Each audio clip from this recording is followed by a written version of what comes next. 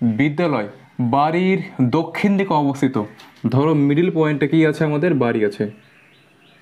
আচ্ছা, বাড়ির দক্ষিণ দিকে ধরো এটা সাউথ, এটা north, east and this is West. দেখো বাড়ির দক্ষিণ দিকে কি অবস্থিত? স্কুল অবস্থিত। তাহলে বিদ্যালয় বাড়ির দক্ষিণ দিকে অবস্থিত এবং বাজার বিদ্যালয়ের বাম দিকে। আচ্ছা, দক্ষিণের বাম দিক কোনটা হবে? পূর্ব। তাহলে বাজার কোন দিকে অবস্থিত? ধরো পূর্ব দিকে। এইখানে কি আছে? মার্কেট। নেক্সট কি বলেছে? আচ্ছা, অবস্থিত। আবার অফিসের উত্তর দিকে বাজার অবস্থিত। রুকো, আরেকটা লাইন পড়ো। বাজার থেকে বিদ্যালয় ও অফিসের দূরত্ব সমান।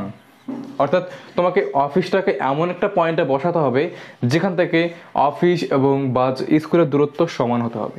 তাহলে দেখো এখানে স্কুল বসিয়েছো, তাহলে তুমি এখানে অফিসটাকে বসিয়ে দাও।